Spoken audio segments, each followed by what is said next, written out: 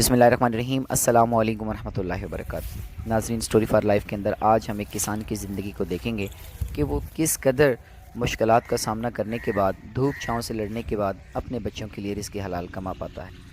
ایک اچھی زمین کی تیاری کے علاوہ بھی ایک کسان کو بے شمار مسائل کا سامنا کرنا پڑتا ہے۔ ان مسائل میں ماحولیاتی مسائل بھی ہو سکتے ہیں، مالیاتی مسائل بھی ہو سکتے ہیں، اور ان تمام تر مشکلات سے گزرنے کے بعد جب کسی کسان کی فصل جو ہے وہ پک کر تیار ہوتی ہے تو اسے اس فصل کے اندر اپنے بچوں کی خوشیاں نظر آ رہی ہوتی ہیں۔ وہ سوچ رہا ہوتا ہے کہ وہ اپنے بچوں کے بہت سے خواب جو ہے وہ پورے کرے گا، وہ بہت سی ضروریات کو جو ہے وہ پورا کرے گا، اپنے بچوں کے لیے رزق حلال لے کر آئے گا۔ لیکن اچانک سے جب اس کی فصل پک کر تیار ہوئی ہوتی ہے اور اسے پتہ بھی نہیں ہوتا کہ ایک ناگہانی آفت جو ہے اس کی فصل پر آ پڑے گی اور اس کی فصل اور اس کی زندگی کو تباہ و برباد کر دے گی، تو اس وقت بہت دکھ ہوتا ہے، اس وقت بہت پریشانی ہوتی ہے، اس وقت کوئی بھی فیصلہ کرنا بہت مشکل ہو جاتا ہے اور دل ٹوٹ جاتا ہے کہ وہ فصل جس کو میں نے اتنی محنت کے ساتھ تیار کیا، اتنی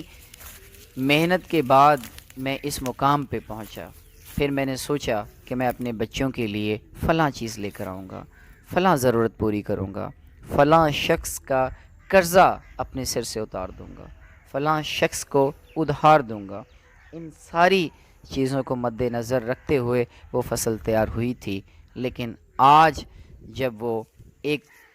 آفت کی زد میں آ گئی، ایک بارش نے آ کے اسے تباہ و برباد کر دیا، ایک پانی نے آ کے اسے تباہ و برباد کر دیا، تو اس کے جو خواب ہوتے ہیں وہ بھی چکنا چور ہو جاتے ہیں، وہ بھی ٹوٹ جاتے ہیں۔ لیکن وہ پھر بھی باہمت رہتا ہے، حوصلہ کرتا، اس کے وہ سارے کے سارے خواب جو اس نے اپنے بچوں کے لیے سوچے تھے، دیکھے تھے، محسوس کیے تھے، وہ سارے ٹوٹ جاتے ہیں۔ ایک لمحے کے لیے جب اس کی فصل تیار تھی، اس نے سوچا ہوگا، اس نے اپنے دل کے اندر ایک حسرت پیدا کی ہوگی، ایک لمحے کے لیے لازمی محسوس کیا ہوگا کہ وہ آنے والے وقت کے اندر اپنے بچوں کے لیے مال و زر خریدے گا، اچھے مکان بنائے گا، اچھا گھر بنا کے دے گا اپنے بچوں کو، جس میں اس کے بچے خوشیاں منائیں گے۔ اچھے خواب اس نے دیکھے تھے اپنے بچوں کے لیے، لیکن وہ مال و زر کے،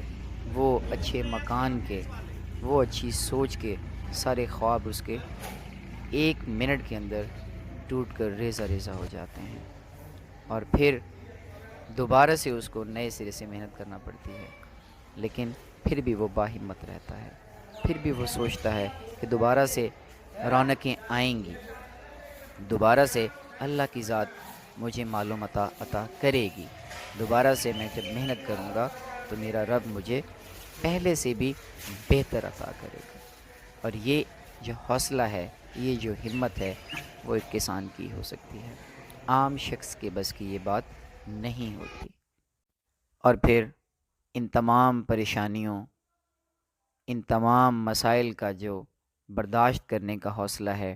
وہ بھی اللہ کی ذات ہی اس کو عطا کرتی ہے۔ ایک لمحے کے لیے دکھ تو ہوتا ہے اسے کہ وہ فصل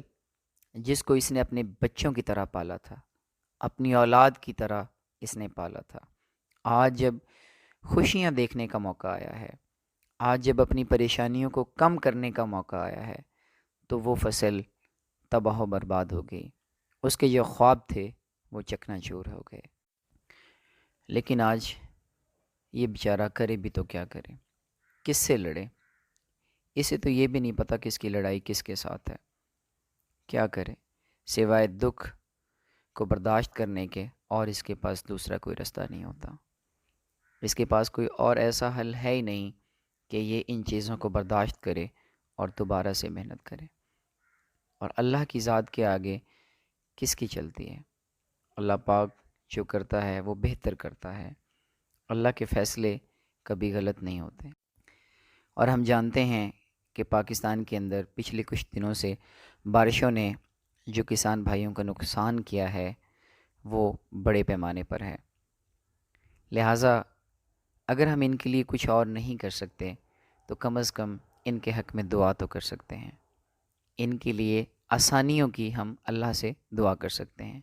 کہ اللہ پاک انہیں ہمت دے۔ اور یہ بھی بہت بڑی بات ہوتی ہے کہ ہم کسی کے دکھ کو دکھ سمجھیں، کسی کی خوشی کو اپنی خوشی جانیں، اور اگر ہم ان کے دکھ میں شریک ہوں گے، ان کے لیے دعا کریں گے تو اللہ کی ذات ہمارے لیے بھی آسانیاں فرما دے گی۔ اور اللہ تعالیٰ کے ہاں ہم سب کی دعا ہے کہ اللہ تعالیٰ ہمارے کسان بھائیوں پر اپنا خصوصی رحم و کرم فرمائے، ان کی مال جان دولت رزق میں بے شمار برکتیں عطا فرمائے، ان کی جو بھی دکھ تکلیف ہیں اللہ پاک ان کو دور فرمائے، اپنی رحمتوں کا نزول ان کے اوپر فرمائے۔ اللہ تعالیٰ کی ذات اپنے خزانوں سے انہیں بے شمار رزق حلال عطا فرمائے، ان کی زندگیوں میں برکتیں عطا فرمائے۔ آمین آمین ثم آمین۔